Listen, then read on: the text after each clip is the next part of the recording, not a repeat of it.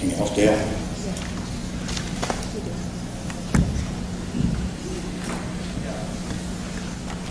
I see, you've got on here as far as the traffic leaving the plant, like from 7 till 7:40 in the morning. And there was nothing that was in the afternoon. You guys thought about that as far as? I know on the After school. Rolling Acres one, we talked about that we would stop in the afternoon as well. And we'd be willing to do that on this one as well.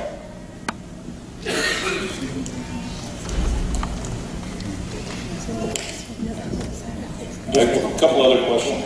Go ahead, Ron. We keep hearing numbers of jobs, numbers of local. What are the projected job numbers associated? Let's start out with the mine itself and the wash plant at the mine site. And then how many new trucking jobs do you assume you're going to have? And then how many people at the loading facility? Right now what we're seeing is between all these, it's going to be in excess of 100 jobs, but that's not counting the trucking. It's not counting,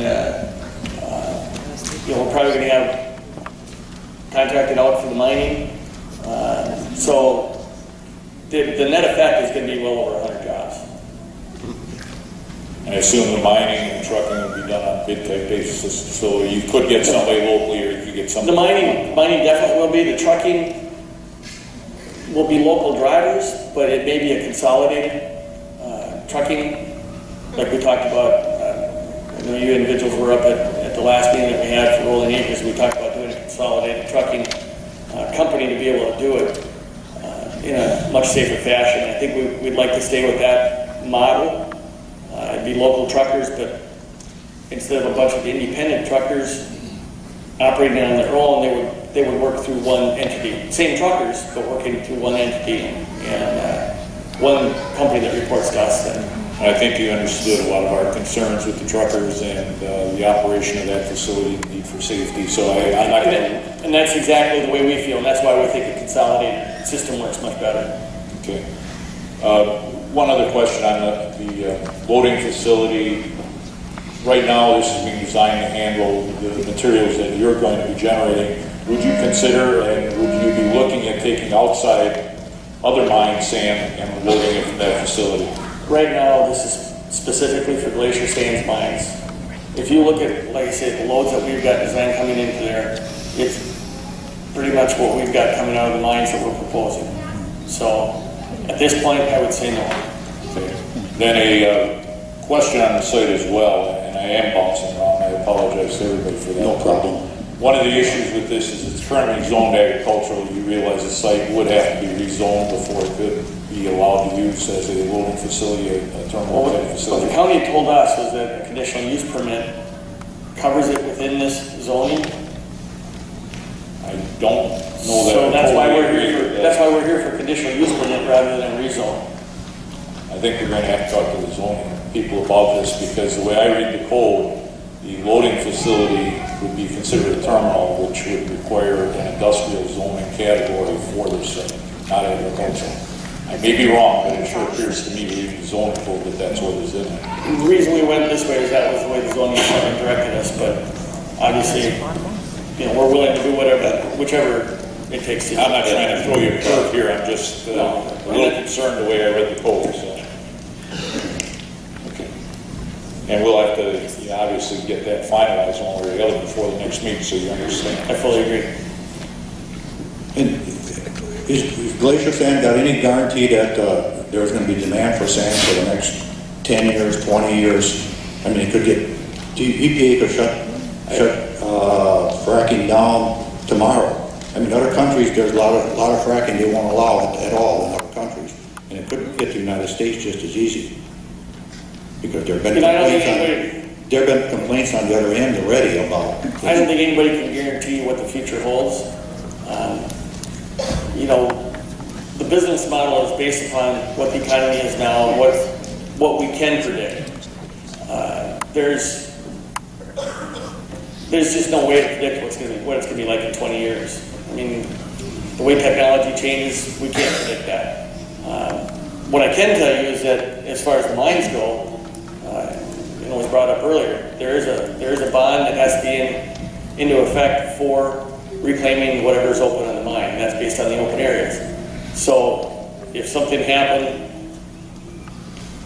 where they went, something happened where they couldn't do it anymore, the bond would be there to take care of it. But even if the future made it so that frac sand, the market wasn't as good or whatever, and we had to slow it down or really reduce it a lot, they would still close up the mines, they would still take care of, that's Glacier's intent, is to take care of everything and bring it back to what it was before. That is the understanding I have with your bonding. Exactly. It's required. So even if they didn't do it, the bond is there to handle it.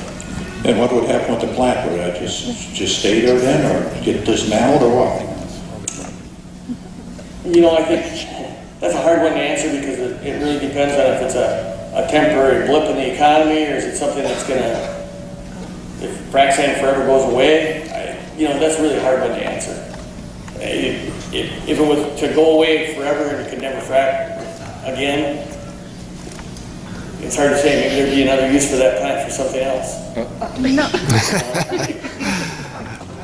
It could be dismantled or it could be left on the site to, again, be used for some other type of business. School could buy it. Any other questions, Dale? Yes, for your dust control, I assume you're probably going to have a big pile of sand. And what do you use for dust control? Is it like a brine with water you mix, or? You mean down at the dry plant? Right. Right now, our plan is to do the storage inside. This is going to be a year-round plant. So if we store it outside and we bring it down there wet, it's going to become one big icicle. We aren't going to be able to get it out of there to be able to bring it into the plant. So right now the plan is to have it indoors. All the sand would be indoors, then, is what your plan is. Okay, thanks.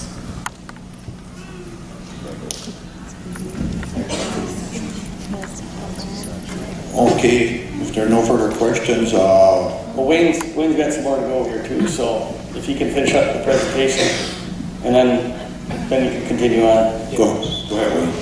Thank you. Yeah, he's just going to do the wrap-up. Yep, thanks. Well, in hearing your questions and talking to Tom, and having Tom present that information, it's clearly we know that there are challenges moving forward. We have just what we're doing here today, present information to you, the board, so we can be permitted with the county and to be able to get studies done by the DOT folks. We land leasing and working with our folks that we're doing business with, truck traffic and routing. We realize that there are things that have to be done, and we want to do that in a responsible manner and continue dialogue with you and the citizens of Buffalo County.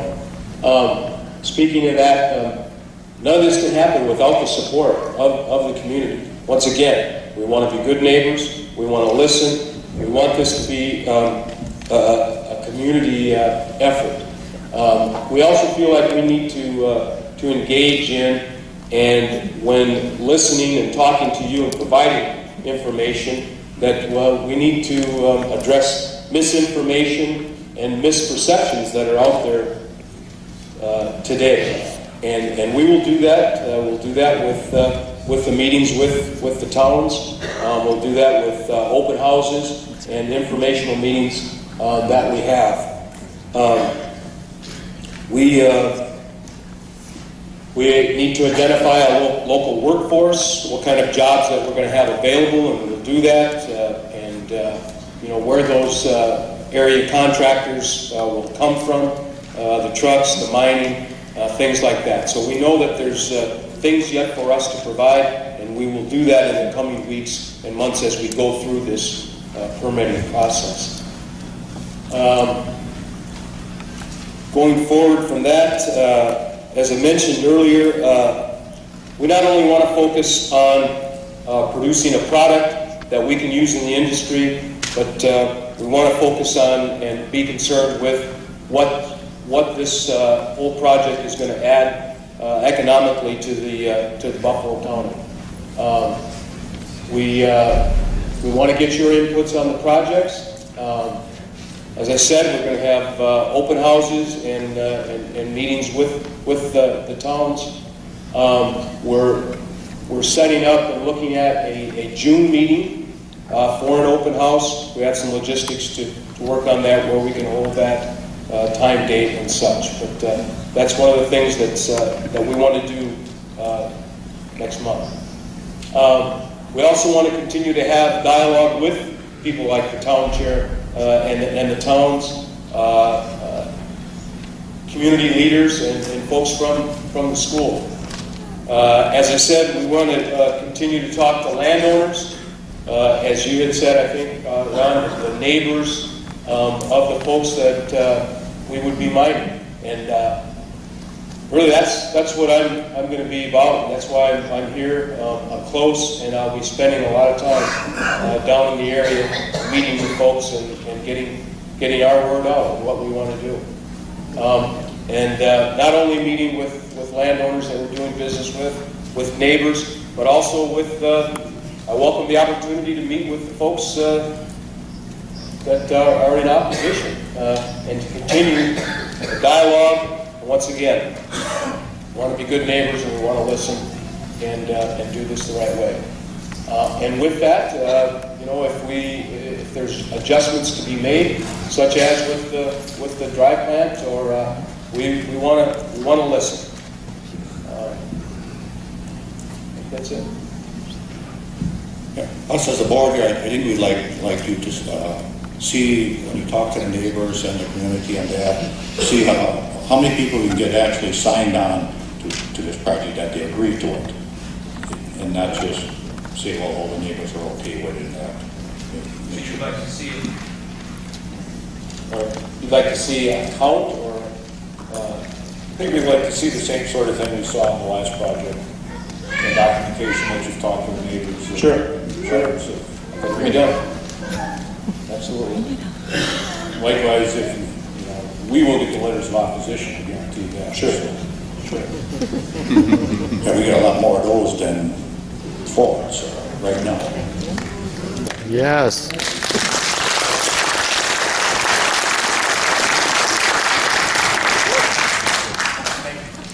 Thank you. Okay. Joel, I've got another question for Go ahead. As far as the railroad, will they be bringing in cars as often as you think you're going to need them?